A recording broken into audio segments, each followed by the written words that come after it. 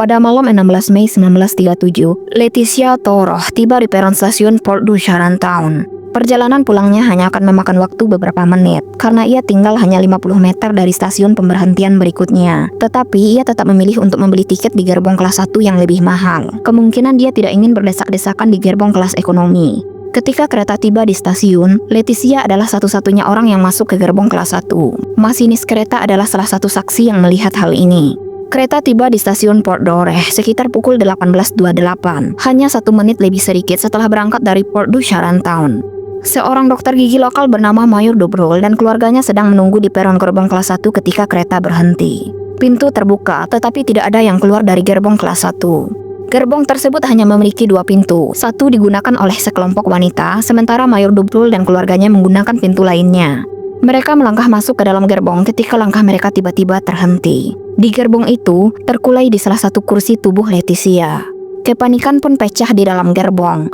Dobrol yang memiliki keahlian medis segera menghampiri Leticia yang kini tergeletak di lantai setelah jatuh akibat momentum gerakan kereta. Ia masih hidup dan berusaha berbicara. Leticia memiliki luka tikaman di lehernya dan ia mengalami pendarahan hebat dari luka tersebut. Keselamatannya pada titik ini dapat dikatakan mustahil, terlebih pada tahun 1930-an. Kelompok wanita yang masuk bersama Dobrol dan keluarganya berteriak ketakutan, lalu segera memberitahu kondektur tentang kejahatan yang baru saja terjadi. Semua penumpang diturunkan dari kereta dan mereka yang hendak naik dicegah untuk masuk. Seorang petugas peron segera memberitahu seorang polisi bernama Izamber yang sedang berada di sekitar lokasi saat itu.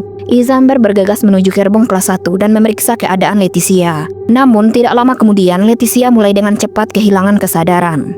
Sekelompok polisi lainnya tiba di tempat kejadian dan berhasil mengidentifikasi Leticia setelah menemukan tas miliknya. Sebuah ambulans segera datang dan Leticia langsung dilarikan ke rumah sakit terdekat. Namun lukanya terlalu parah dan Leticia meninggal dalam perjalanan.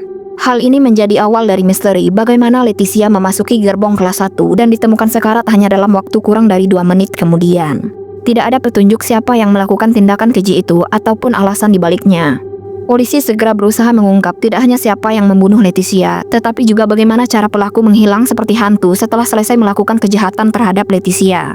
Petugas kemudian mewawancarai beberapa saksi yang berada di peron stasiun Port d'Orée ketika kereta Leticia sampai di situ. Mereka semua menyatakan bahwa ia sendirian saat tiba dan tidak ada tanda orang lain di gerbong itu.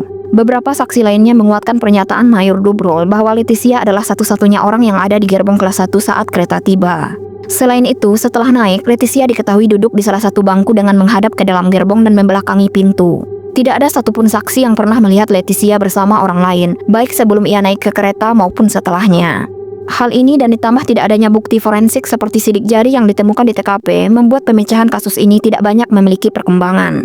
Sayangnya, tidak lama kemudian Perang Dunia Kedua pecah di Eropa. Ini membuat kasus dari Leticia yang awalnya sudah mandek menjadi ditinggalkan sama sekali penyelidikannya oleh pihak kepolisian.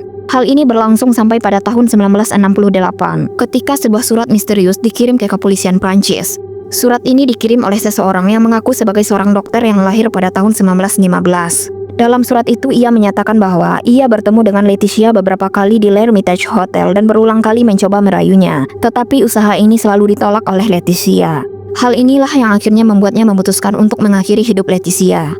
Namun di surat ini tidak disebutkan bagaimana cara ia melakukannya. Surat tersebut dianggap cukup kredibel oleh pihak berwenang. Sayangnya mereka memilih untuk tidak membuka kembali penyelidikan yang telah mereka tinggalkan selama 3 dekade. Sebagai akibatnya, kasus Leticia Toroh tetap menjadi misteri yang tak terpecahkan hampir 100 tahun setelah secara misterius dia ditemukan dalam keadaan terluka parah di kota Paris malam itu.